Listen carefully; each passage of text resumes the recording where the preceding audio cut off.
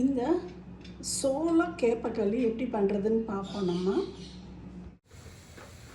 இங்கே பாருங்கள், இது கேப்ப மாவு, இது சோள மாவு, இது வறுத்த உளுந்து மாவு. இது வந்து ஒரு 1/2 டம்ளர் எடுத்து வச்சுருக்கேன். இப்போ இந்த கேப்ப மாவை அந்த சோள மாவோட கலந்துருவோம். பாருங்க, 1 டம்ளர் வந்துருக்கு. இதுக்கு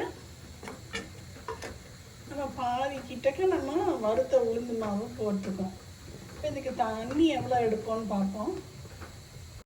இப்போ இந்த கேப்பையும் சோளமாவும் எவ்வளவோ அதுக்கு 2 பங்கு தண்ணி எடுத்துருக்கோம்.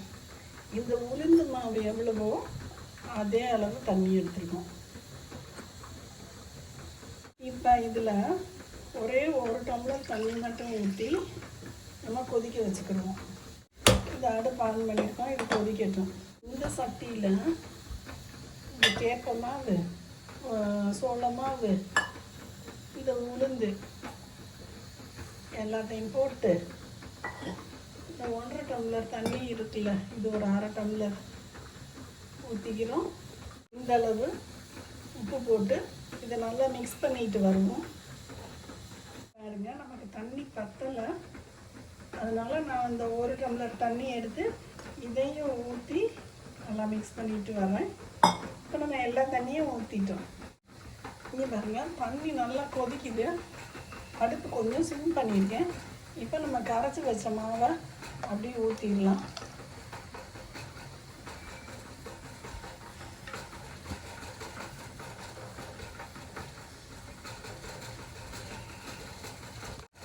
இதை அப்படியே கிண்ட ஆரம்பிச்சிருங்க.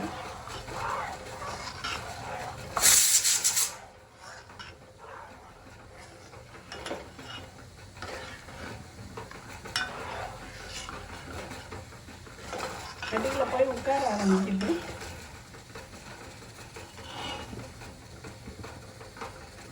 ஏதோ கருவேப்பிலையோ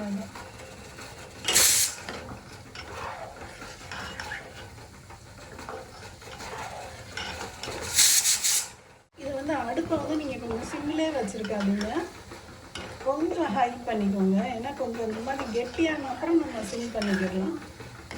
கொஞ்சம் ஹை பண்ணிக்கோங்க. ஒரு 2 நிமிஷம் கிண்டி விட்டுருவோம். நம்ம இப்போ ஒரு 2 நிமிஷம் தான் கிண்டியிருக்கோம், அதுக்குள்ளே நமக்கு கெட்டி ஆயிடுச்சு. இப்போ நீங்கள் ஆனால் அடுப்பை சிம் பண்ணிட்டு இங்கே பாருங்கள், எதுக்கு ஒரு கட்டியுமே இல்லை. இந்த ஸ்டேஜில்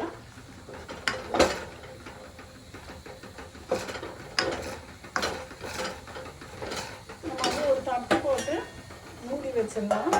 1/4 மணி நேரம் வேகட்டும். மொத்தம் டோட்டல் டைம் 20 நிமிஷம். இது வந்து இன்னும் 15 மினிட்ஸ் நம்ம கிண்டி முடிச்சதுக்கப்புறம் 15 மினிட்ஸ் இது இந்த மாதிரி வேகட்டும். நம்ம கிண்டி முடிச்சதுக்கப்புறம் இப்போ 5 மினிட்ஸ் ஆயிருக்கு. மொத்தம் ஸ்டார்ட் பண்ணதுலேருந்து இது 10 நிமிஷம்.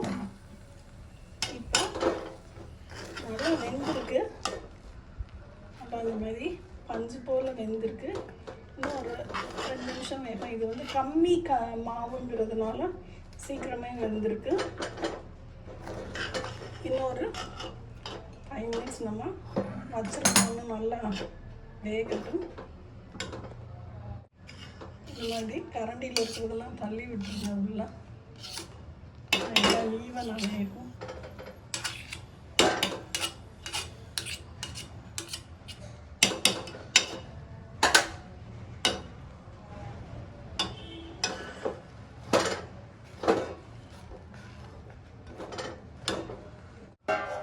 மூடி இருக்கட்டும்.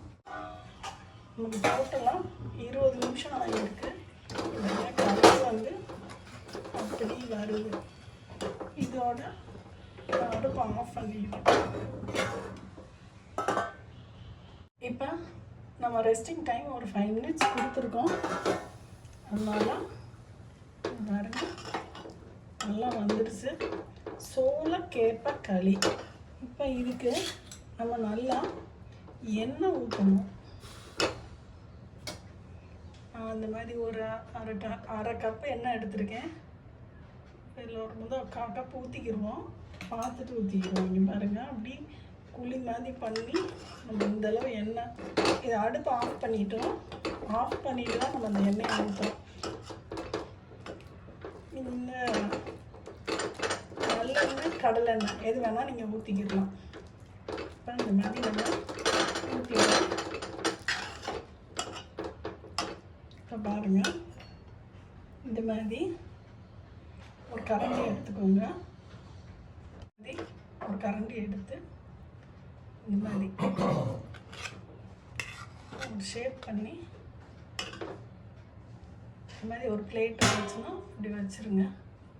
இந்த மாதிரி வச்சுட்டே வாங்க. அப்போ தான் களி வந்து ஒரு இப்போ வந்து இந்த இது பத்தலை, அந்த இதில் கரண்டியில் ஒட்டுது அப்படின்னா நீங்கள் வந்து கொஞ்சம் ஆயில் இந்த கரண்டியில் ஊற்றிக்கோங்க. இந்த மாதிரி பண்ணிகிட்டே இருந்தீங்க. கொஞ்சம் சூடாக இருக்கும் போதே தான் நீங்கள் பண்ணணும். அந்த எண்ணெயை ஊற்றின உடனே நீங்கள் பண்ணிடலாம். அதுக்கப்புறம்லாம் அந்த ஷேப்பு வராது. நான் வந்து பண்ணிட்டு காமிக்கிறேன். எனக்கு ஒட்டுது, அதனால இதில் கொஞ்சம் எண்ணெய் ஊற்றிக்கோங்க. ஊற்றிட்டு இப்போ மாவு வச்சு களியை எடுத்து இதில் வச்சு சட்டி இதில் இதெல்லாம் வேஸ்ட், இதை ஒன்றும் பண்ண முடியாது. ஊற வச்சு எடுத்தால் வந்துடும்.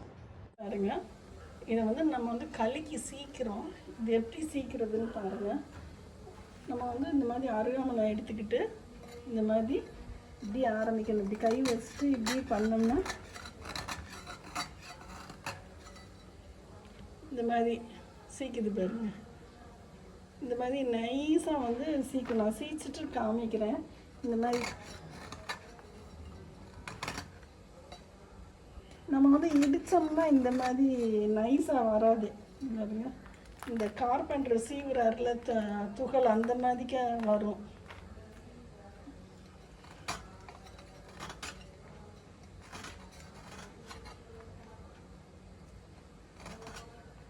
சீச்சிட்டு காமிக்கிறேன். பாருங்க, கடைசி குட்டி போர்ஷன் வரைக்கும் நம்ம இது பண்ணிட்டோம், சீச்சிட்டோம். நமக்கு எவ்வளோ இந்த கருப்பட்டி கிடச்சிருக்குன்னு பாருங்கள். அப்படி தூளாக கிடச்சிருக்கு. இது பாருங்க, இந்த சோள கேப்பக்களிக்கு இந்த மாதிரி ஒரு மிளகாய் துவையலோ பொடியோ இந்த மாதிரி ஒரு கருப்பட்டியோ வச்சு சாப்பிட்டா செம்மையாக இருக்கும். இப்போ பாருங்கள்,